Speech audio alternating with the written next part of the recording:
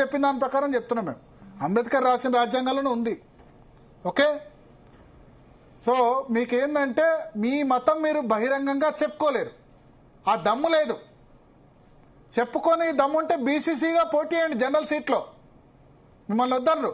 మీకు schedule caste reservation అనుభవించాలి, schedule caste పేరు మీద పోటీ చేయాలి. వేరే చోట్ల పోటీ చేయరాదా? అంటే అక్కడ ఒక ఎస్సీ హిందూకు రావాల్సిన సీటును మీరు గుంజుకున్నారు. మీరు తోటి దళితుడికి అన్యాయం చేశారు. ఓకే, చాలామంది చేస్తున్నారు, నేను చేశాను గ్రాంటెడ్ అని అనుకున్నారేమో. చాలామంది చేస్తున్నారు, నేను చేశానని అనుకోవచ్చు. రెండవది, అక్కడ ఆశీర్వచనం ఇస్తే మీకేమి ఇబ్బంది శామ్యుల్ గారు? నేను మర్యాదనే అంటారు, శామ్యుల్ గారు అని అంటారు. ఇంత తప్పు చేసిన, ఎందుకంటే మనం మర్యాద కోల్పోకూడదు కదా. ఆశీర్వచనం ఇస్తే నీకే నొప్పి, దాన్ని ఓర్చుకోలేవా? ఆశీర్వచనం ఇస్తే మనవాదులు, దళితులు, ఆదివాసుల మీద దాడి జరుగుతుంది. ఆ మంత్రాల్లో బాపనాయన బాపనాయన బాపనాయన కోమటాయన మాట్లాడొచ్చా ఇట్లా? బ్రాహ్మణులు అంటే ఏంది తప్పు? అంటే ఇప్పుడు ఏమైపోయిందంటే బాపనాయన, కోమటాయన, కమ్మోళ్ళు, చెప్పండి. ఈ క్యాస్ట్లను నేను చెప్తున్నా, ఈ అట్రాసిటీ యాక్ట్ అన్నది కేవలం దళితులకే కాదు, ఏ కులాన్ని కించపరిచినా అట్రాసిటీ పెట్టే నిబంధన రావాలి. ఏ కులాన్ని కించపరిచినా అంతే కదా.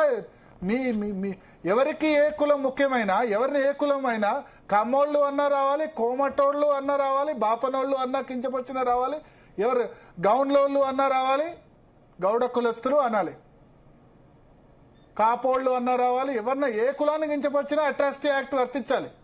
అంతే కదా. ఎవరి కులం వాళ్ళ గొప్ప. బాపనోళ్ళు ఏంది, బ్రాహ్మణులు అనరాదా?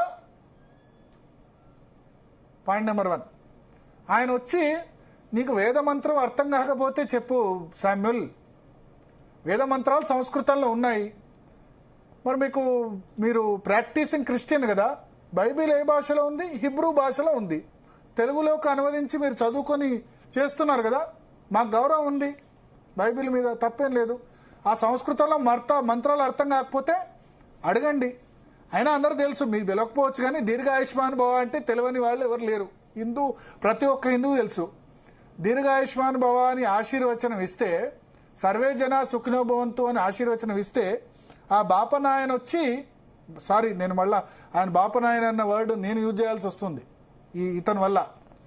ఆ బాపనాయన వచ్చి మనని ఏం తిట్టాడో, లంజ కొడుక అన్నాడా, లంబడి కొడుక అన్నాడా అన్న ఎంత దారుణమైన మాటలు నాతో పలికిచ్చే విధంగా చెప్తున్నాను. ఎందుకంటే చాలా టీవీ ఛానల్స్ బీపేస్తున్నాయి కాబట్టి జనాలకు ఆ తీవ్ర అర్థం కావట్లే. బీపేస్తున్నాయి కాబట్టి మందర్ శామ్యుల్ ఏం మాట్లాడో, మనవాదమో, దాని గురించి మాట్లాడామో దానిలో తప్పే ఉందని అనుకుంటారు. నేను పొద్దున్న చూస్తే బండి సంజయ్ కామెంట్ చేస్తే మిగతా టీవీ ఛానల్స్ అక్కడ బీపేసాయి. సో అక్కడ ఏం తప్పు అని అనుకుంటారు. అంటే ఇది హిందుత్వం మీద దాడి కదా?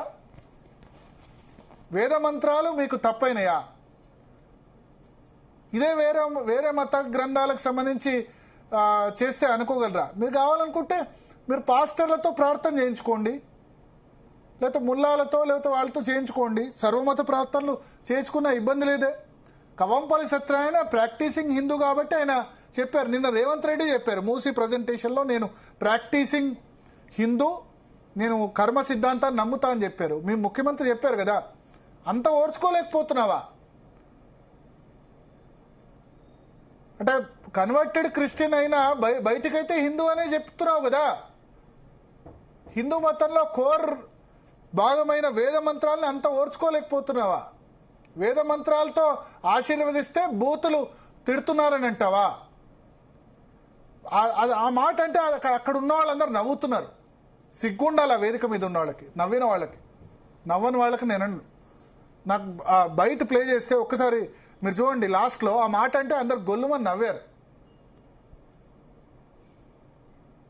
వేదిక మీద నవ్విన వాళ్ళకి నిజంగా, ఎందుకంటే మనకు ఆ విజువల్లో ఏర్పడదు కాబట్టి సిగ్గుండాలి. మీరు అక్కడే వేదిక మీద క్వశ్చన్ చేయాలి. శామ్యుల్ ఏం మాట్లాడుతున్నావు మైక్ తీసుకోవాలి. అది గాంధీ భవన్ ముందు జరిగింది, ఇప్పుడు మొన్న జరిగింది. నిన్న మనం జీ తెలుగు న్యూస్లో బయట పెట్టాం. 24 గంటలు అవుతుంది. కాంగ్రెస్ పార్టీ నుంచి చడి చప్పుడు లేదు. మీ కాంగ్రెస్ పార్టీని మహేష్ కుమార్ గౌడ్ గారు రాసిచ్చేశారా? ముస్లిమ్స్ క్రిస్టియన్స్ మాత్రమే కాంగ్రెస్ పార్టీ, హిందువులు కాంగ్రెస్ పార్టీతో సంబంధం లేదని రాసిచ్చారా? మీ అధినేత రాహుల్ గాంధీ కూడా మరి ఆయన చెప్పుకుంటాడు కదా, దత్తాత్రేయ గోత్రం మేము జన్నుదారి జందం వేసుకున్నాడు దత్తాత్రేయ గోత్రం అని చెప్పుకుంటారు కదా రాహుల్ గాంధీ. సరే, సోనియా గాంధీ సంబంధించి ఇటలీ నుంచి వచ్చిన ఆమె క్రిస్టియన్ అయినా, రాజీవ్ గాంధీ అయితే బ్రాహ్మణ మూలాలు ఉన్న వ్యక్తే కదా, హిందువే కదా. 24 అవర్స్ అయింది, ఒక్కళ్ళు చడి చప్పుడు చేయరు.